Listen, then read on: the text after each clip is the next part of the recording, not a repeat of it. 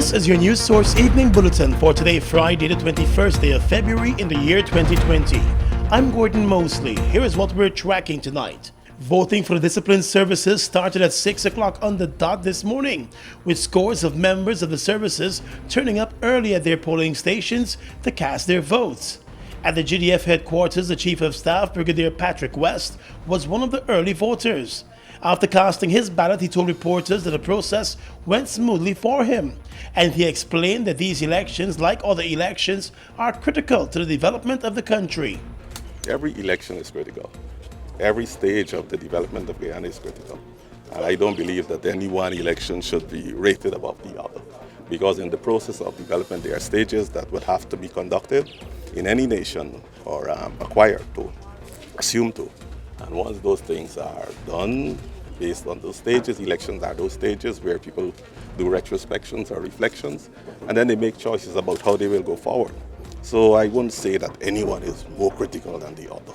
Several members of the GDF could be seen standing in line early to go into the polling stations to cast their ballots. President David Granger visited the polling stations at the GDF headquarters and at the police headquarters. Political party agents and candidates are allowed to visit polling stations to observe the process. Speaking briefly with the media, the president said, based on his observances, the polling started on time and there were no hitches as the discipline services cast their ballots. I inquired about the process. First of all, I was told that the polling it was open on time, polling started on time, and up to the time I was there were over 3,000 voters. There were no hitches, and I greeted the observers, and I'm satisfied that things are going smoothly and will continue to go smoothly. News Source also caught up today with presidential candidate for the People's Progressive Party Civic, Irfan Ali, as he made his rounds at the Breakdown police station. He too said the process appeared to be moving smoothly. The other locations I've went, things seems to be going smoothly. There is no big built up of voters in line. So that is my observation today at this time. Deputy Chief Election Officer Roxanne Myers visited a number of the polling stations, and she shared her thoughts about the process.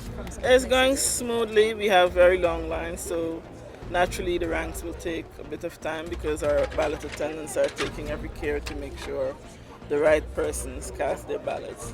At the police headquarters, long lines of police officers could be seen in the compound of the mess hall as the ranks came out early to cast their votes.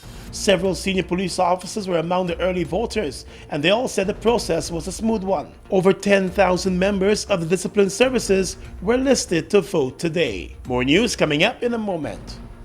Attention all GCOM first-time registrants. The Guyana Elections Commission is advising all persons who were registered for the first time during house-to-house registration and the claims and objections exercises in 2019 and would be voting at the upcoming elections that they can uplift their national identification cards from the registration office in their respective areas between the hours of 8 hours to 19 hours daily. This notice is not for persons who already have an ID card, those who were previously issued with an ID card, or those who are without their ID card for various reasons.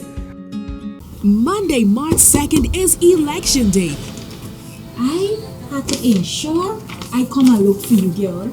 This is serious business. Yes, we're moving forward together. Make a plan together, so whether at home, in your social circles, or amongst your colleagues, continue to encourage each other. When you get to exercise your right, it's our duty to encourage each other to go out and vote. Yo, one with me. I want to get left out. Hey, I'm in. On Elections Day, we inking up. Up. Hey, make sure you are going to vote, yeah? Good. On March 2nd, I'm voting for APNU AFC to continue the progress for me and my children's future. You should too. On March 2nd, vote APNU AFC. And let's continue moving forward together. I'm David Granger, and I approve this message. That was a paid political ad. GBTI is your Guyanese bank, a bank that understands every customer's unique needs, opportunities, challenges, and financial concerns. At GBTI, we see you for you. Whether you're buying a new home or car, planning your next vacation or retirement, saving for your child's future, or whether you're ready to take that bold step of investing in your dream business idea, we are with you every step of the way. We hear your stories and watch you focus on your dreams as we share your aspirations. We are more than just banking. We are a family. We are part of your community. Our commitment extends way beyond the walls of our branches and is demonstrated every day in the opportunities we provide to our individual and business customers. The support, time, and commitment we give back to communities across Guyana to help improve the lives of our Guyanese families. Because we see Guyana through your eyes. Fuel it up and drive, Super 95. Tune up. Fuel it up and drive, Super 95. Tune up. Protect your fuel system, boy. High mileage and performance, boy. Guy Oil Super 95 gasoline gives you more reasons to drive and is available at 56 service stations nationwide. For affordable price, high performance, and high mileage, choose Guy Oil's Super 95 gasoline. Fuel it up and drive! Tired of long lines? Register with MyGTT at mygtt.co.gy. That's mygtt.co.gy to view and pay your bills from anywhere. Enter to win an Amazon gift card worth $25 or a bounty voucher worth 5,000 Guyana dollars when you sign up today. GTT, do more. Because the road brand new, the school brand new, the street like the culvert, the bridge done do, got the government too. Hey, that man could really lie, you know. Man, so we get some first degree. That's a lie. You know, he say his family left him money. We know that's a lie. But y'all hear this one here now. The man said, how we give we 20,000 out flats in Linden. What? Hey, are you from Linden? There's a blatant lie. Well, he say you opening back the estate.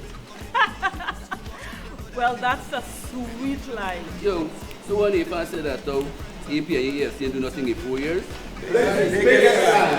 Watch. You ask this son is by here, fam. He ain't no leader, no. You're right. That man is not a leader. That man is a liar. I line me up like come out this place, boy. Don't stop the progress. Moving forward together, AP and you and AFC. Don't stop the progress. Make sure you put in the X in the back. That was a paid political ad. Welcome back. The opposition People's Progressive Party Civic is accusing the Guyana Elections Commission of attempting to disenfranchise its supporters by its decision to reduce the number of private residences to be used as polling stations. In a statement, the PPP said it is deeply disturbed by the decision of GCOM, and the party claims that most of the reductions are in the strongholds of the PPP. Executive Secretary of the PPP, Zulfikar Mustafa. Regarding the issue of reduction of polling places, we are very concerned because, for example, our presidential candidate referred to one of the areas, but in Bandripo, for example, we had 10 polling places. They have reduced it to 2. Although the number of polling stations will remain the same, but those polling stations will be accommodated now in two polling places. Those polling places are in one compound, the nursery and primary school. So all those 7,000 plus voters will have to be accommodated in one compound. And the logistics there will be challenging. Chaos and confusion will reign on election day. The PPP has expressed some of its concerns to the Guyana Elections Commission and has issued a call on the international observers to also look into the matter. The presidential candidate said the move may be an attempt to frustrate voters and that could lead to confusion on elections day. All the challenges, and that include a number of voters that will be in one, not polling station alone, but one school, for example. And one of the examples is Parfaith Harmony, where you have thousands of voters assembling at one school. So you have the issue of logistics, how smoothly it can go, and these things. So it's a lot more issues, and I'll ask the Executive Secretary to update you on that.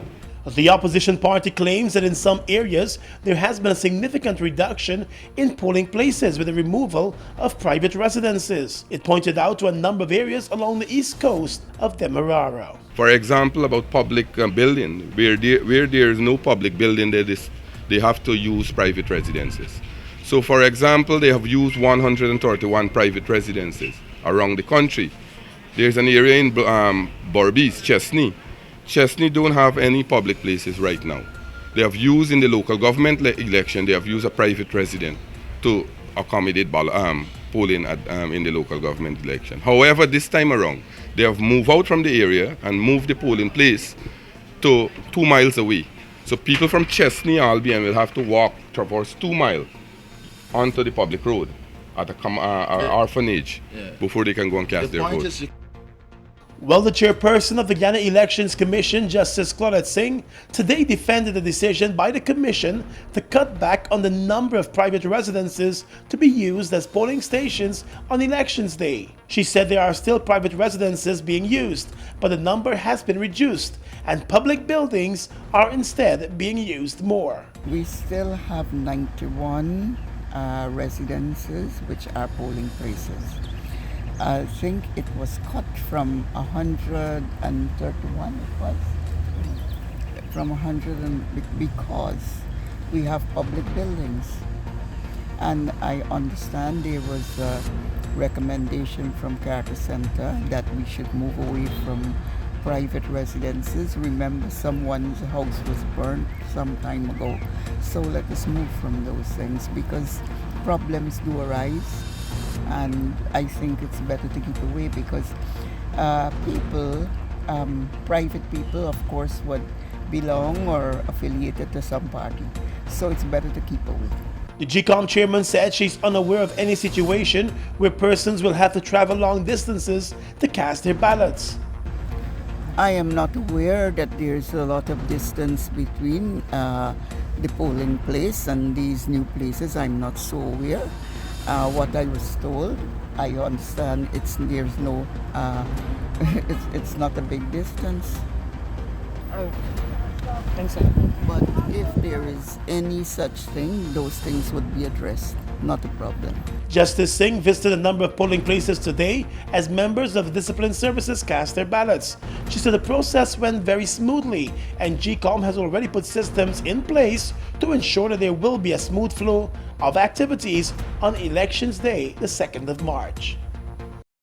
In commemoration of Guyana's 50th Republic anniversary, the government and the City Council have recommissioned the Republic Arch at the intersection of the Avenue of the Republic and Church Street. The arch was first built and unveiled in 1970 and presented to the city as a gift. It was recently taken down for a bit of sprucing up, and the area where it stands was also given a facelift. At the recommissioning ceremony today, Prime Minister Moses Nagamutu said it was important to have the arch rehabilitated as the country celebrates its Republic Jubilee. Over the years, the Republic Arch has enhanced the beauty of Republic Avenue and its environs. In commemoration of our 50th Golden Republic Jubilee, the government of Guyana decided to enhance and recommission this incredible piece of history and architecture. It is with pride that I say that our government, our coalition government, has restored our capital city to the state it is today. Not a garbage city, but once again, a gardening city. Mr. Nagamutu said a lot has changed in the Georgetown landscape since the Republic Arch was first built. So much has changed since that historic 1970 when this arch was erected. And of course, I have seen a public appeal which I want to endorse and which I want to share with you for the restoration of the iconic City Hall down the road, one of the oldest wooden buildings in the world. And he also noted that the government will continue to work along with the municipality to beautify the city of Georgetown. Well, in celebration of Guyana's 50th Republic Jubilee, the Central Housing and Planning Authority today announced that house lot applicants who were allocated land between October last year and the 29th of February this year will enjoy a 50% discount in the cost for the land. Only persons allocated land for residential purposes will be eligible for the promotion, and the cost of the land must be under $2.5 million.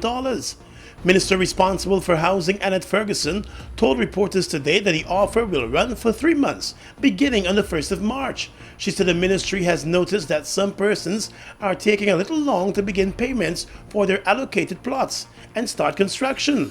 She said with the offer from Central Housing and Planning, the money that the allottees will save could go towards the start of construction.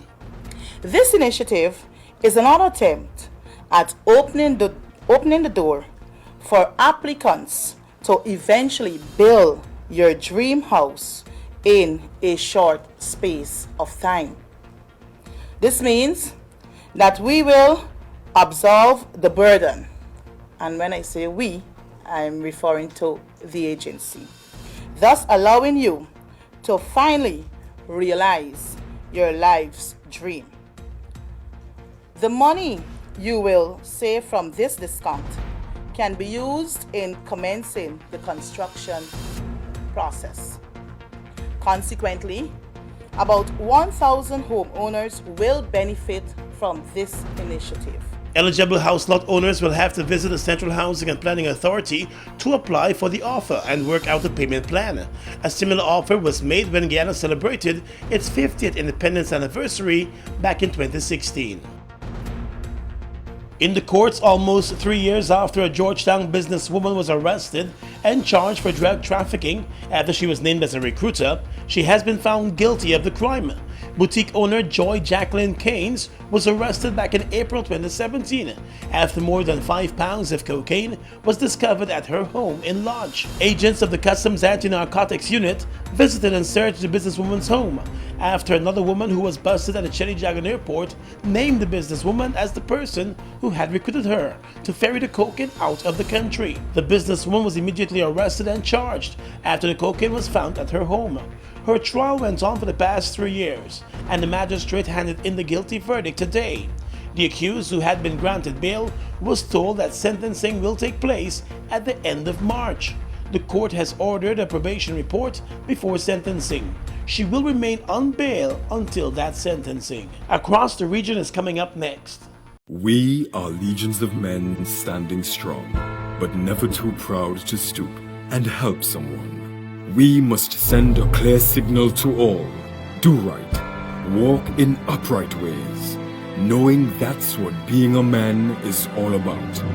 And ever aware that things will only get worse when good men do nothing. Stand strong. Be the one to live right.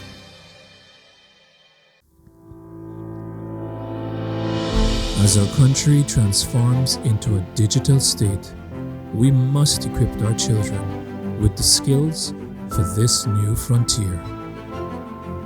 There is a greater technological advancement available for everyone.